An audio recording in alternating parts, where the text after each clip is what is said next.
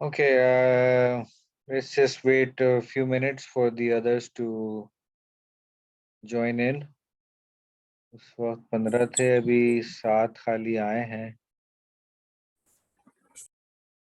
In the mean time जो पढ़ा है उसको देख लें और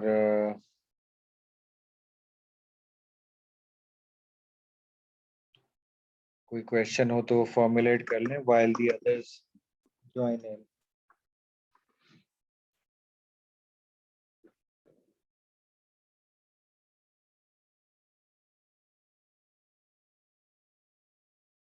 Seven people now. Seven. Rumel भी आ गए.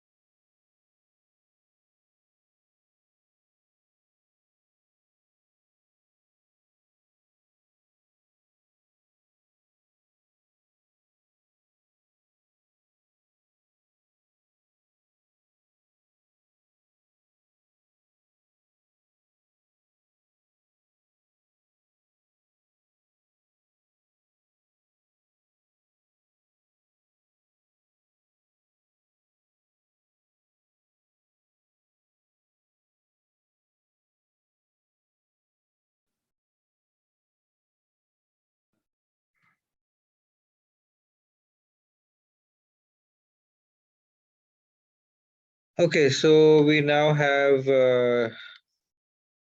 how many? 11 people instead of the 15 in the first session. Drop off ratio खतरनाक है. So just give me a nod if you can hear me. Yes, sir.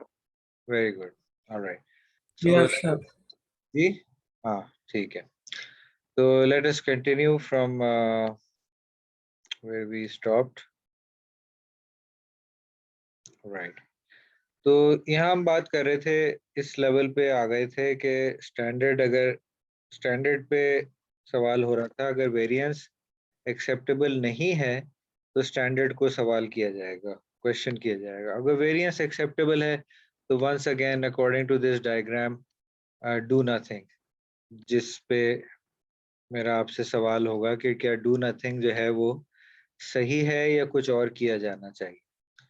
अच्छा, अगर स्टैंडर्ड अटेन नहीं हो रहा, no, और वेरिएंस जो है वो काबिल कबूल नहीं है और स्टैंडर्ड भी एक्सेप्टेबल है, फिर सही मायनों में कंट्रोल फंक्शन किक इन कर जाएगा. किक इन कर जाएगा से मुराद एक्टिवेट हो जाएगा कि भाई फिर आप स्टैंडर्ड तो सही है, वेरिएशन भी एक्सेप्टेबल नहीं है, तो वेरिएशन की कॉज जो है वो ढूंढे. वजह क्या आ रही है वेरिएशन की, चाहे वो फिजिकल प्रोडक्ट हो, सेल हो, कोई सर्विस आप दे रहे हो, कस्टमर कंप्लेंट्स आ रही हो, व्हाटएवर. तो फिर आप जब आप कॉज आइडेंटिफाई कर लेंगे तो फिर आप करेक्टिव एक्शन जो ले सकेंगे, परफॉर्मेंस को करेक्ट करेंगे.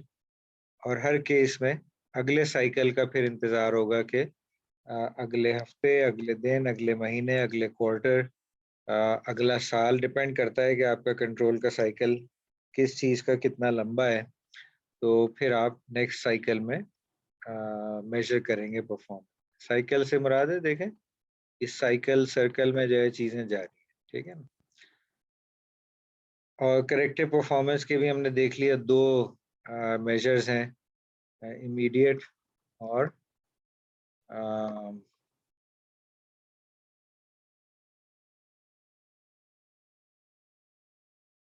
इमीडिएट, और दूसरा क्या है बताइए.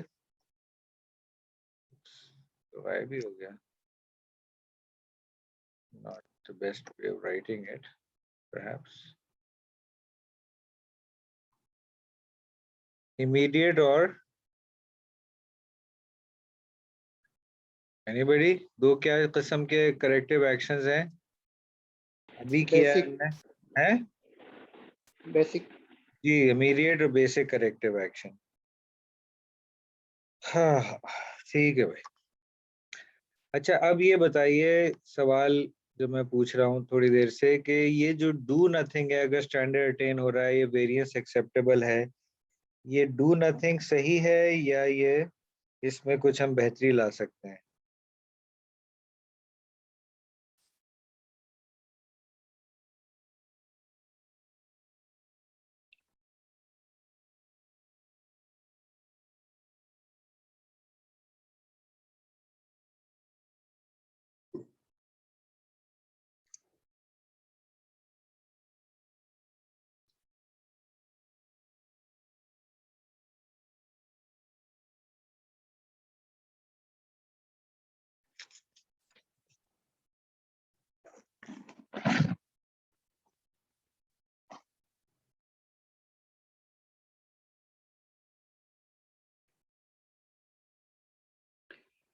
Anybody would like to answer this question?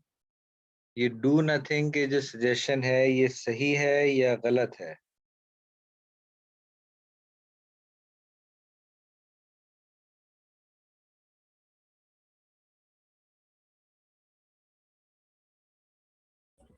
Sir मेरे ख्याल से गलत है सर. हाँ, तो क्या करना चाहिए? लेट से आपका टारगेट था 100 सेल्स का और आपने जो है वो 100 अचीव कर ली. आप कहेंगे भाई हमने तो ये पढ़ा था कि डू नथिंग, अब हमें डू नथिंग करने की कोई जरूरत ही नहीं, आगे बढ़ते रहो बस. ये इसने क्या हुआ? इसीलिए तो सर गलत है ऑप्शन. इसीलिए तो गलत है ऑप्शन सर. नहीं तो आप क्या करेंगे फिर, क्या करना चाहेंगे अगर स्टैंडर्ड अचीव हो भी रहा है तो? सर अगर अचीव हो रहा है तो अचीव करेंगे सर, डू नथिंग पे सर नेक्स्ट टाइम 150 का गोल बनाएंगे और उसे अचीव करने की कोशिश करेंगे।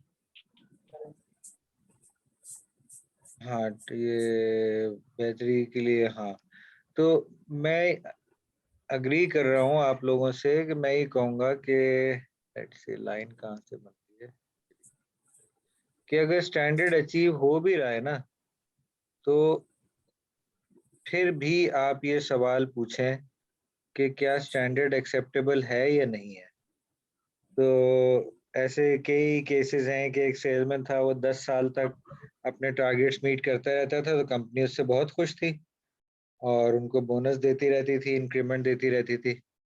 तो वो जब छोड़ के गए कंपनी, नया सेल्समैन आया, उसने जो है वो कहीं ज़्यादा अचीव करना शुरू कर दिया। इसका मतलब ये हुआ कि स्टैंडर्ड लो सेट किए जा रहे थे, मार्केट में पोटेंशियल ज़्यादा था और कंपनी जो है वो स्टैंडर्ड्स रिवाइज नहीं कर रही थी, ठीक है ना। तो स्टैंडर्ड की क्वेश्चनिंग तो हर वक्त चलती रहनी चाहिए। जो वर्ल्ड क्लास कंपनीज हैं, जापानीज, जर्मन, स्विस, डिपेंडिंग कि वो क्या बना रहे हैं, वो सुकून से नहीं बैठ जाते कि हाँ भाई स्टैंडर्ड अचीव हो रहा है। एक तो वो कंपेरेटर्स को देखते रहते हैं मुस्तकिल कि वो क्या कर रहे हैं और उनसे ज़्यादा एडवांस्ड ही आगे ही रहने की कोशिश करते हैं। और अगर स्टैंडर्ड, ये अभी एक मिसाल भी आएगी इसी चैप्टर में, मैं बताऊंगा कि अगर स्टैंडर्ड अचीव हो भी रहा है तो वो कहते हैं कि अच्छा इसको और बेहतर कैसे कर सकते हैं। ये आईएसओ की टर्म आपने सुनी भी है? ISO, international standards organization. No sir. अच्छा, ईशादेव कह रहे हैं आवाज स्लो आ रही है, बाकियों को आवाज सही आ रही है या सिर्फ शादेव को? सर बिल्कुल ठीक है। ठीक है आवाज। ठीक है शादेव, शायद आपके कनेक्शन में कोई इशू हो सकता है, आ रहा हो फिर। अच्छा,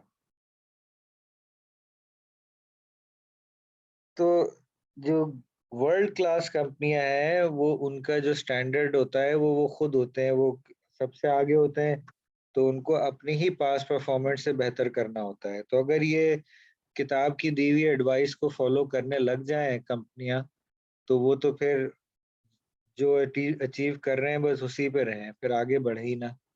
तो ये जब से मैं इस टेक्स्ट से पढ़ा रहा हूँ, मल्टीपल एडिशन से, और अभी ये तकरीबन लेटेस्ट एडिशन है शायद, ये इसके बाद एक आया होगा, तो ये डू नथिंग वाले डायग्राम को अनफॉर्चुनेटली इन्होंने चेंज नहीं किया है। तो बेस्ट कंपनीज जो है वो न सिर्फ हर वक्त क्वेश्चन करेंगी स्टैंडर्ड को भी, वो वेरिएंस को भी, रेंज को नैरो करती चली जाएंगी। सिक्स सिग्मा का शायद आपको लास्ट टाइम बताया था कि 10 लाख पार्ट्स में से सिर्फ 3.4 डिफेक्टिव पार्ट जो है वो काबिल कबूल है। और जो जापानीज हैं उनका जो स्टैंडर्ड है वो 0 क्वालिटी डिफेक्ट है, मतलब 3.4 पार्ट्स भी एक्सेप्टेबल नहीं। तो वो मैं पूछ रहा था कि आईएसओ का आपने सुनी भी है टर्म? आईएसओ के जो स्टैंडर्ड्स होते हैं, आईएसओ 9000, आईएसओ 14000।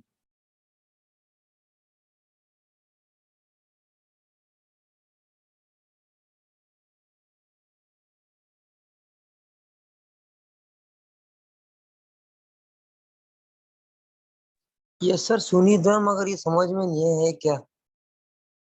ये इंटरनेशनल स्टैंडर्ड्स ऑर्गेनाइजेशन है यूरोप का, तो वो मेयार स्टैंडर्ड्स की हम बात कर रहे हैं ना, देखें ये लिखा हुआ स्टैंडर्ड, ये लिखा हुआ स्टैंडर्ड, ये लिखा हुआ स्टैंडर्ड, ये लिखा हुआ स्टैंडर्ड। आईएसओ इंटरनेशनल ऑर्गेनाइजेशन है फॉर स्टैंडर्ड्स। इस मेयार बताते हैं कि भाई किस चीज को किस मेयार पे बनाना है, ठीक है। तो इनके क्वालिटी के भी मेयार हैं, प्रोडक्शन के मेयार हैं, एनवायरमेंटल सेफ्टी के मेयार हैं, बहुत सारे मेयार हैं। इनफैक्ट आपको शायद हैरानी हो कि ये A4 पेपर साइज का मालूम है? Yes sir. Yes sir. जी, ये भी आईएसओ का स्टैंडर्ड है कि कागज का साइज ये होना चाहिए, इतने मिलीमीटर बाय इतने मिलीमीटर, ठीक है। तो हर चीज के स्टैंडर्ड बनाते हैं।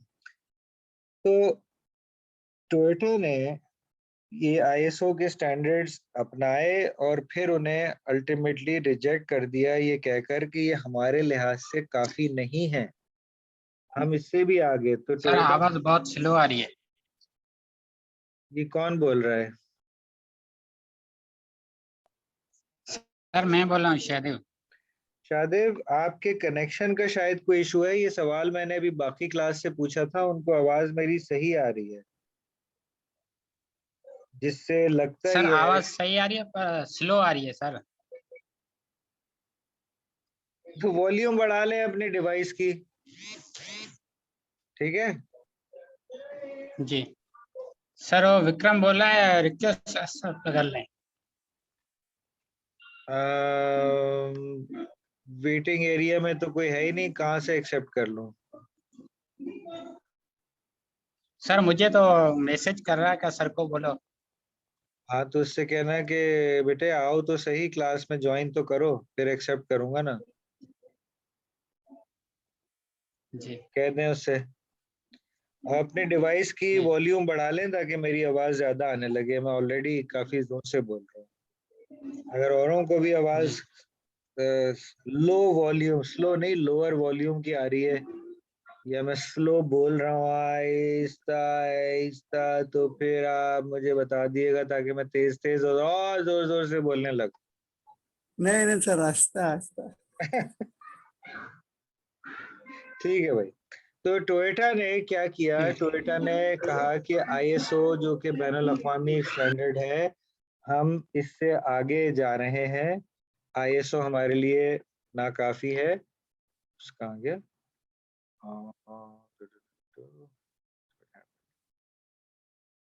हाँ, उन्होंने निकाला ये TQMS, Toyota quality management system, जो कि आईएसओ स्टैंडर्ड से भी ज्यादा एडवांस्ड है, ठीक है ना? तो अच्छी कंपनियां, टॉप की कंपनियां जो है, वो ये डू नथिंग नहीं करती, वो इम्प्रूव करते रहते हैं, चाहे स्टैंडर्ड अचीव हो भी रहा हो। और अगर आज की वेरिएंस एक्सेप्टेबल है, मैं जापान टुडे या निपॉन टुडे, निपॉन वो जापान को कहते हैं जापानीज में, तो उसके एक मैगजीन में पढ़ रहा था कि उनकी जो ट्रेन्स चलती हैं, हमारी ट्रेन्स का हाल तो मालूम है, बड़ा ट्रेजिक है। आए दिन, आए दिन नहीं तो हर 2-3 साल बाद एक बड़ा हादसा हो जाता है, और टाइम पे पहुंचने का तो आप शायद भूल ही जाएं, उस दिन पहुंच जाएं तो बहुत बड़ी बात है। उस ट्रेन के ड्राइवर ने कहा था कि मुझे फख्र होता है कि जब मैं अपॉइंटेड टाइम के 30 सेकंड के अंदर अंदर ट्रेन को जो है पहुंचा देता हूँ। समझ रहे हैं आप? वेरिएशन की रेंज आप देख रहे हैं इनकी कितनी कम है। तो ये उसको प्राइड है अपने काम में कि 30 सेकेंड जो अलॉटेड टाइम है, अगर लेट से 12:10 पे ट्रेन पहुंचनी है, तो प्लस माइनस 30 सेकेंड्स की वेरिएशन के साथ वो पहुंचा देता है, उसको खुशी है। टोयोटा के ये क्वालिटी के मैनेजमेंट सिस्टम होने का नतीजा क्या निकला है कि इनका प्रोडक्शन प्रोसेस इतना जबरदस्त है, वर्ल्ड क्लास है, हालांकि बनाते गाड़ियां हैं, कि ये शायद इस एडिशन में भी मिसाल दी हुई हो या नहीं, कि मैं एक मिनट देखता हूँ शायद टोयोटा का जिक्र हो यहाँ पे या नहीं है। एनीवे, तो जो एयरक्राफ्ट मैन्युफैक्चरिंग इंडस्ट्री की बाज़ कंपनियां हैं, जैसे एयरबस है, एयर फ्रांस यूरोप की, वो भी टोयोटा के मैनेजमेंट, प्रोडक्शन मैनेजमेंट सिस्टम को स्टडी करते हैं। हालांकि टोयोटा वाले जहाज नहीं बना रहे हैं मगर प्रोडक्शन कर रहे हैं। तो इवन एयरक्राफ्ट जो कि गाड़ी बनाने से कहीं ज्यादा पेचीदा एक चीज है, वो कहते हैं वो ठीक है, हमारे पार्ट्स और कॉम्प्लेक्सिटी ज्यादा है, बट इनका मैन्युफैक्चरिंग प्रोसेस बहुत जबरदस्त है, इनसे आप सीख सकते हैं, ठीक है।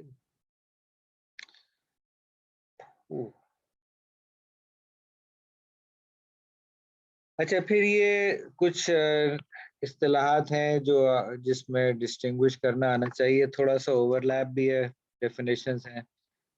परफॉर्मेंस जो है वो लफ्ज आप ऑलरेडी जानते हैं, यहाँ उसकी स्पेसिफिक एक मफहूम दिया हुआ है मैनेजमेंट के लिहाज से कि आउटपुट या आउटकम जो आया उसे परफॉर्मेंस कहते हैं, ठीक है ना। And result of an activity के नतीजा क्या निकला।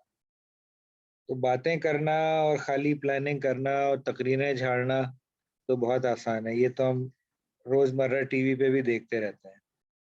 तो एंड में क्या नतीजा निकला, क्या मईशत बेहतर हुई अगर मुल्क आप चला रहे हैं, या क्या प्रॉफिट बढ़ा और कितने अरसे के लिए बढ़ा। शॉर्ट टर्म में तो आसान है अकाउंटिंग की हेरा फेरी करके कि प्रॉफिट आप दिखा दें, लॉन्ग टर्म में जो है असल बात होती है। जी, और परफॉर्मेंस को हम इदारे पे लगा लें तो ऑर्गेनाइजेशनल परफॉर्मेंस हो जाती है कि तमाम जमा शुदा एक्यूमुलेटेड जो सारे काम आप कर रहे हैं, एफर्ट कर रहे हैं, उनका नतीजा क्या निकल रहा है, एंड रिजल्ट क्या आ रहा है। ये डेफिनेशन है परफॉर्मेंस की। फिर एक और रिलेटेड टर्म है प्रोडक्टिविटी, ठीक है। प्रोडक्टिविटी जो है वो वही कॉन्सेप्ट है जो हमने चैप्टर 1 में देखा था। यहाँ इन्होंने टर्म नहीं लिखी अनफॉर्चुनेटली, मगर आपको खुद भी सोचना चाहिए और मैं भी कोशिश करता हूँ अक्सर के लिंक जो है बनाता रहूं। प्रोडक्टिविटी की जरा डेफिनेशन पढ़े और बताएं कि चैप्टर 1 में हमने कौन सी टर्म पढ़ी थी जो कि इससे रिलेट करती है, इस डेफिनेशन से।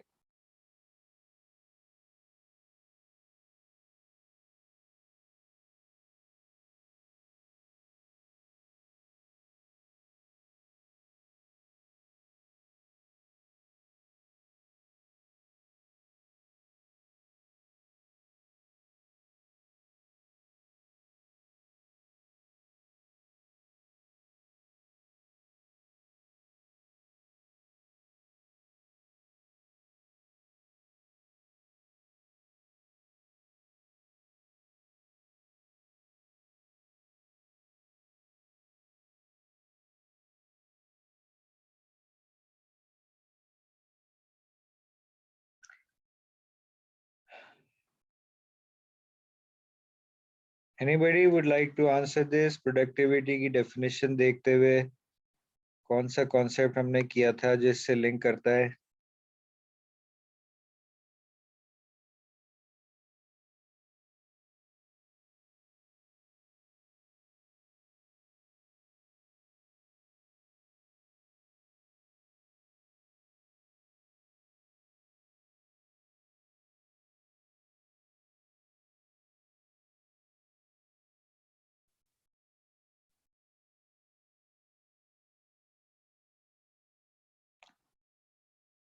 जी भाई, किसी के जहन में कोई सवाल जवाब नहीं है।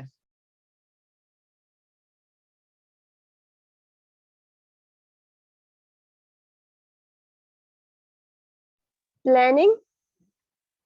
हाँ हाँ, प्लानिंग में तो सही है। तो प्लानिंग से भी पहले चैप्टर 1 में हमने एक कॉन्सेप्ट पढ़ा था, बहुत बेसिक कॉन्सेप्ट है मैनेजमेंट का, जो एग्जैक्टली इसी चीज से रिलेट करता है।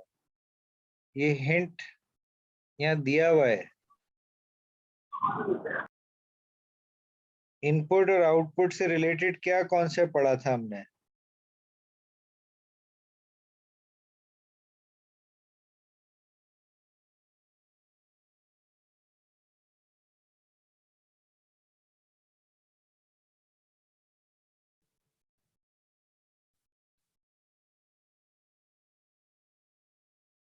भैया, अच्छा, do you remember this concept?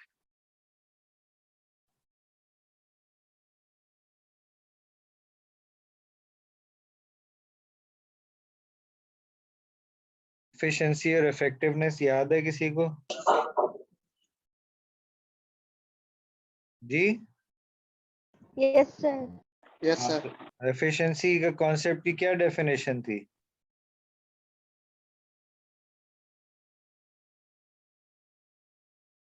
Getting the most output from the least amount of inputs. हाँ बिल्कुल, नहीं एफिशिएंसी में मोस्ट की बात नहीं है, एफिशिएंसी एक इंजीनियरिंग का कॉन्सेप्ट है जो मैनेजमेंट ने बोरो किया है कि आउटपुट ओवर इनपुट, ठीक है। अब मोस्ट आउटपुट ओवर इनपुट ये हमारी ख्वाहिश है, ठीक है। तो वो आपने बात सही की, बट एफिशिएंसी की डेफिनेशन में ये नहीं है कि हम मोस्ट की तरफ जाएं, पहले तो हमें मेजर करना है कि इनपुट क्या है और आउटपुट क्या आ रहा है, और उसके बाद हमने फिर क्वेश्चन करना है कि हम इसको बढ़ाएं कैसे, बेहतर कैसे करें एफिशिएंसी जो है।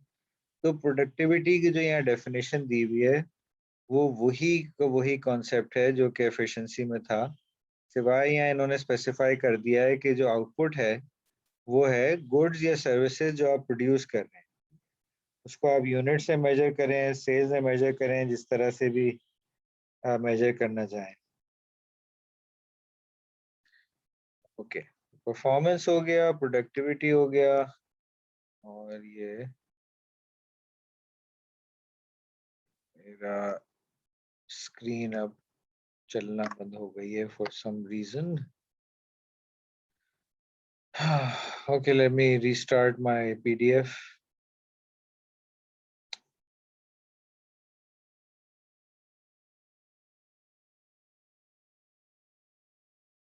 एक minute.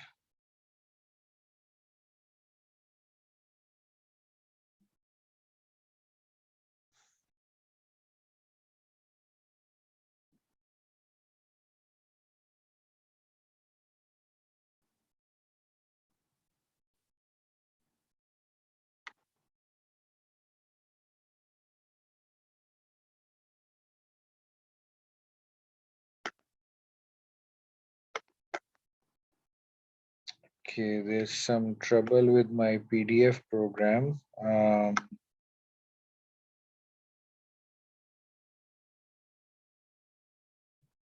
Let's try to restart it.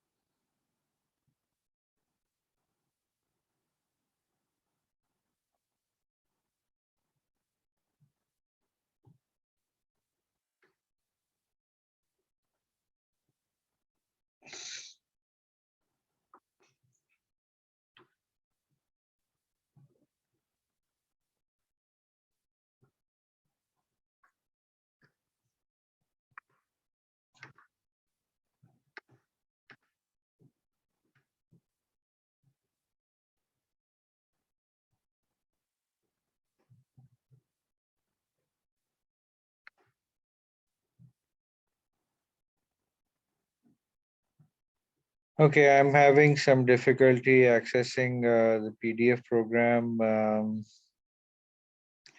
Let's see if I can open it in another window.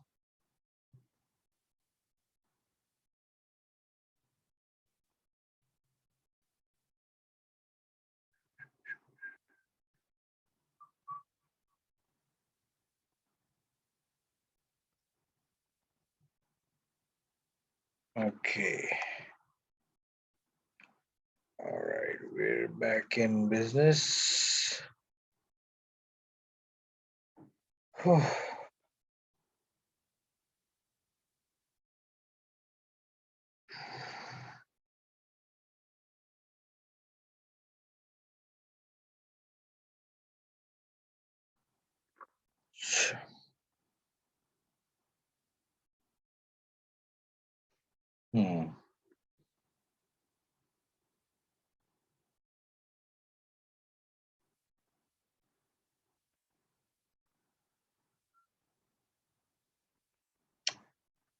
Okay, can you see the screen once again?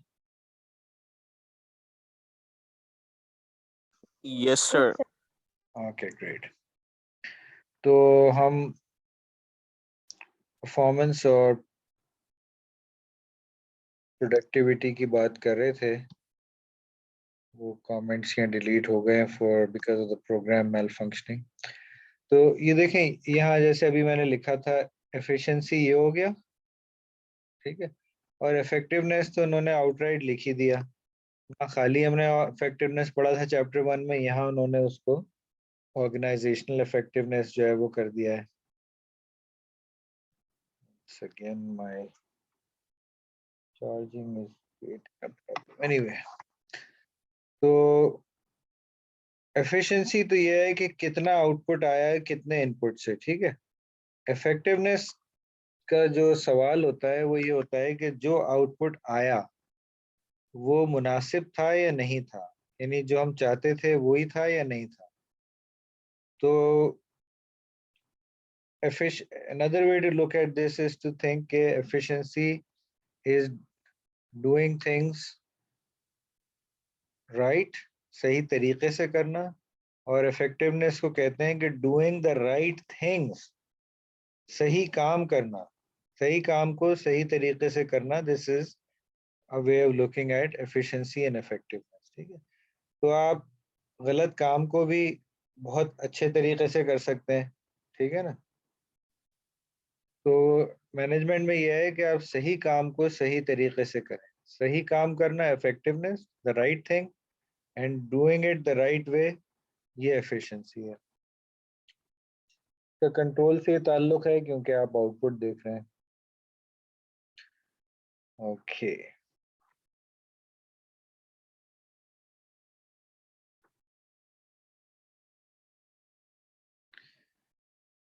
Right. अब हम आते हैं स्पेसिफिक कंट्रोल के एस्पेक्ट्स पे। एम्प्लॉयज की परफॉर्मेंस को आपने कंट्रोल करना है मिसाल के तौर पे, ठीक है। अगर वो जो आप चाह रहे हैं, मिसाल के तौर पे आपने कहा है कि सबने, लेट्स से फैक्ट्री में 8 बजे टाइमिंग है आने की, तो प्रोडक्शन आपने स्टार्ट करनी है, हर मशीन पे लेट्स से 3 लोग दरकार हैं उसको ऑपरेट करने के लिए, तो एक भी ना आए तो मशीन प्रॉपर फिर सही तरीके से नहीं चल पाएगी। एक मिसाल ले रहा हूँ, हो सकता है मशीनें ऑटोमेटिक भी होती हैं और बहुत दफ़ा किसी एक शख्स की भी ज़रूरत नहीं होती, सिर्फ एक जनरल सुपरवाइजर की। But let's say machine, every machine you have 20 machines and each machine needs 3 people, और कुछ लोग नहीं आते हैं तो वो फिर कुछ मशीनें नहीं चल पाएंगी। तो फिर आपको इनके लिए जो कंट्रोल करना पड़ेगा, करेक्टिव एक्शन लेना पड़ेगा, वो डिसिप्लिनरी एक्शन एक टर्म है जो कहलाती है, डिसिप्लिन करना पड़ेगा। Basically carrot and stick, reward and punishment जो होता है। तो इसमें आप उनको, जैसे लेट कमिंग पे है, आपने शायद बाज़ कंपनियों में देखा हो, या अगर आप कहीं काम कर रहे हैं कि अगर आप 1 मिनट भी लेट आए और बायोमेट्रिक से मेजर हो रहा है, तो फिर जो है आपका एक मार्क लग जाएगा कि आप लेट आए थे। और 3 दिन अगर आप लेट आए तो 1 दिन की सैलरी जो है पनिशमेंट के तौर पे भी काट ली जाएगी। तो इस किस्म के ये नोटिस आपको जारी कर दिया जाएगा, या बगैर लीव लिए हुए छुट्टी पे चले गए, गायब हो गए आप, ठीक है, या आपने कोई और ऐसा एक्शन ले लिया जो कि कंपनी के पॉलिसीज या प्रोटोकॉल या रूल्स या डिग्निटी के खिलाफ है, तो फिर डिसिप्लिनरी एक्शन लिया जाएगा। अब जैसे आपके यूनिवर्सिटी में देखें कि क्या क्या डिसिप्लिनरी एक्शन आपने देखे हैं लेते हुए स्टूडेंट्स को कंट्रोल करने के लिए।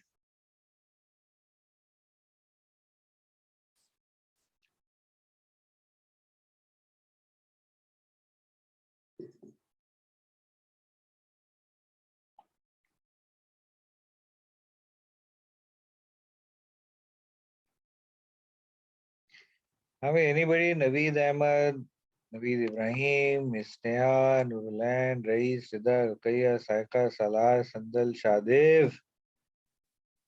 मिस्टर मुइज, मिस्टर दीन, एनीबडी? सर निकाल देते यूनिवर्सिटी वाले अगर कोई लड़ाई करते हुए पकड़ा जाए। अच्छा, करते हैं। नहीं निकाला है किसी को, मतलब रेस्ट्रिकेट किया है टेम्परेरीली या परमानेंटली निकाल दिया? सर निकाला है, और यही वजह है कि लियारी में जो है कि यूनिवर्सिटी के अंदर पॉलिटिक्स नहीं है।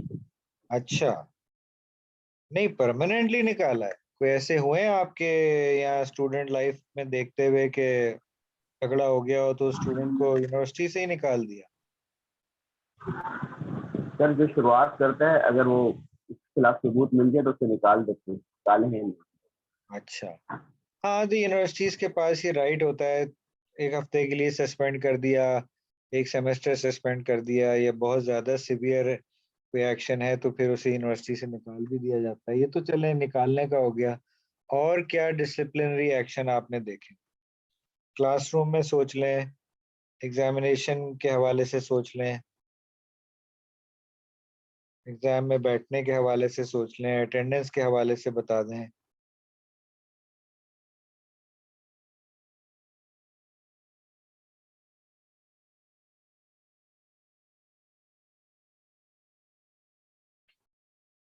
हाँ, अच्छा भाई, ठीक है। डिसिप्लिनरी एक्शन बहरहाल आप नोट करें तो क्लासों में लिया जाता है, बातें करने में पाबंदी होती है, एग्जाम या क्विज हो रहा है चीटिंग करने में पाबंदी होती है, पेपर ले लिया जाता है, अटेंडेंस पूरी ना हो तो बाज़ केसेस में एग्जाम में नहीं बैठने दिया जाता, या बाज़ यूनिवर्सिटियां हैं जिनमें मैं नाम नहीं लूंगा कि वहाँ फिर आप ऑफिशियल सिस्टम ये बना हुआ है कि आप 300-400 रुपए दें तो वो आपकी अटेंडेंस माफ हो जाती है, पेनल्टी लग के जो है। बहरहाल वन वे और दी अदर डिसिप्लिनरी एक्शन जो है लिया जाता है। और सब मसला सारा ये है कि अगर पैसे लेके जो है वो,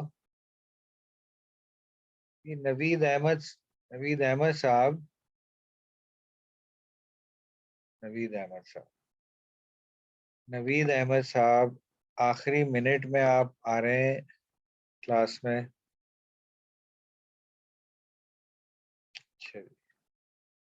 एनीवे, ये सेशन भी इख्तिताम पजीर है, यानी ख़त्म होने वाला है। अब थर्ड और फाइनल सेशन हम रखेंगे 12 बजे, ठीक है? तो उसका लिंक मैं आपको भेज देता हूँ। 12 o'clock पे हम कंटिन्यू करेंगे इसे फिर इंशाल्लाह।